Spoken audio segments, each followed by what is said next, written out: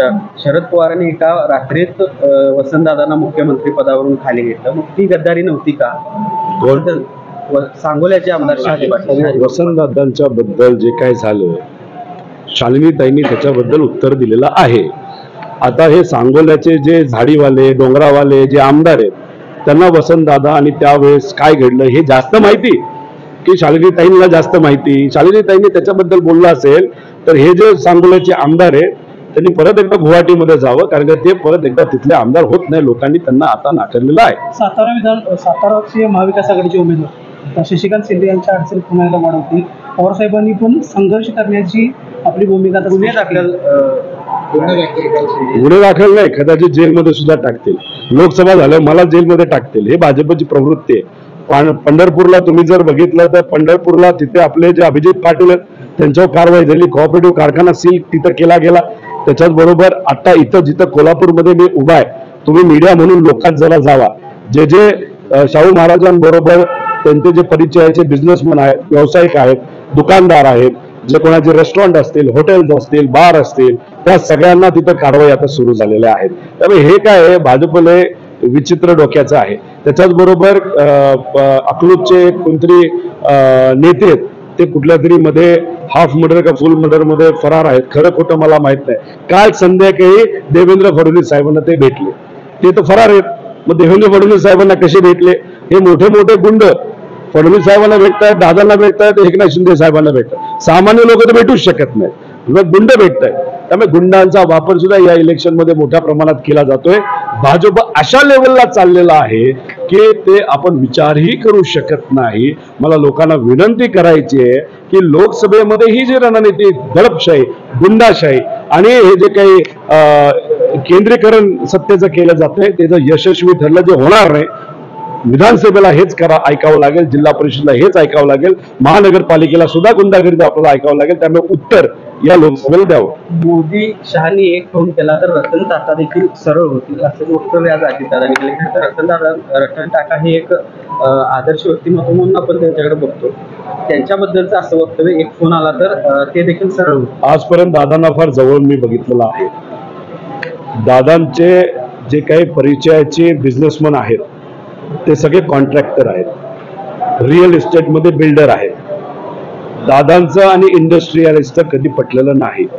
त्यामुळे रतन टाटा साहेबांचं कार्य किती मोठं आहे हे दादांना कळणारच नाही, कारण का त्या बाबतीत त्यांची तिथं पोच सुद्धा नव्हती. अडाणी साहेब असतील, मुकेश अंबानी साहेब असतील.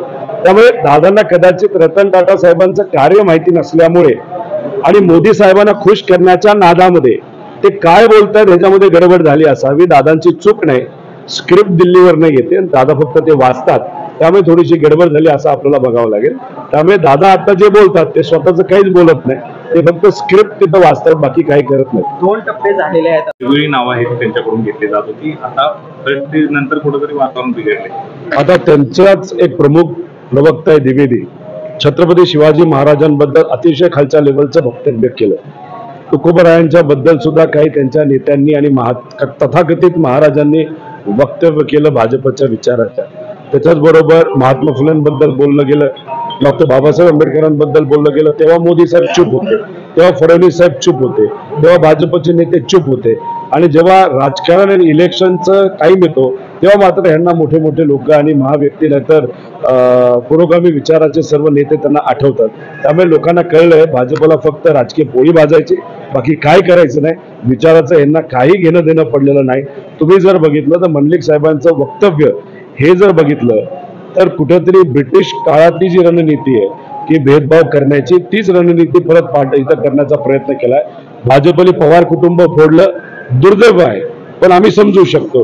राजकीय कुठेतरी घराणा होतं, पण तुम्ही इथं येऊन 2 जे राजघराणे आहेत त्याच्यामध्ये वाद निर्माण करण्याचा प्रयत्न करत आहात.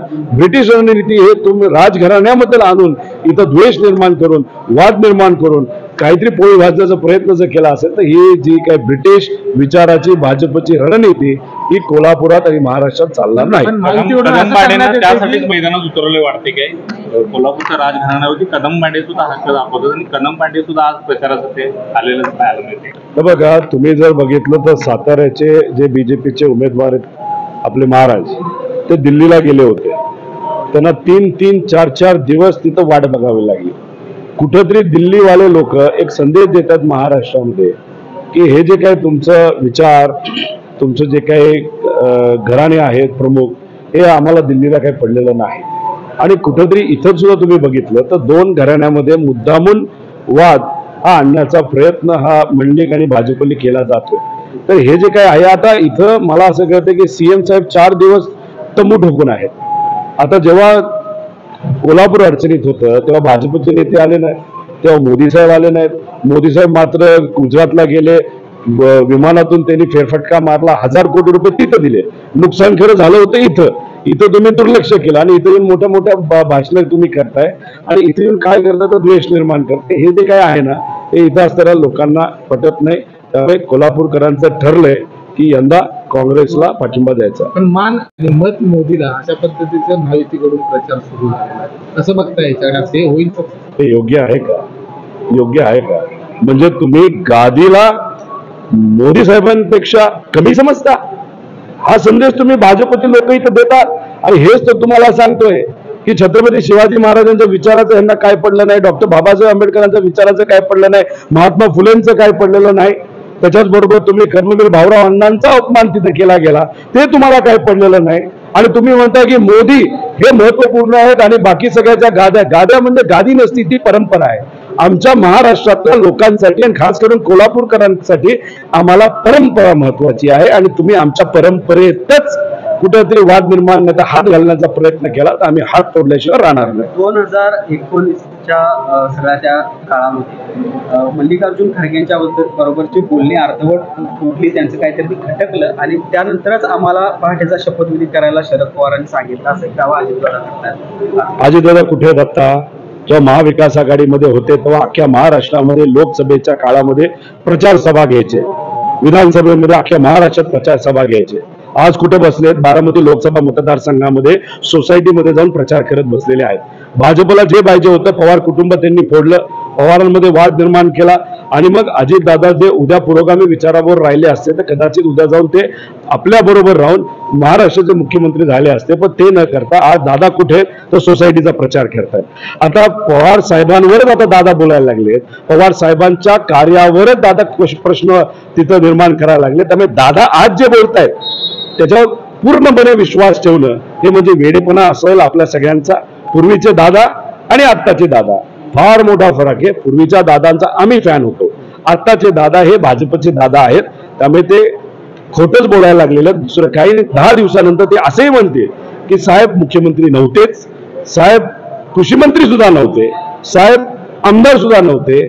जो काय पवारांचा काळ सुरू झाला त्या दिवसापासून सुरू झाला जेव्हा अजितदादा राजकारणात आले. दुसऱ्या कोल्हापूरमध्ये आलेला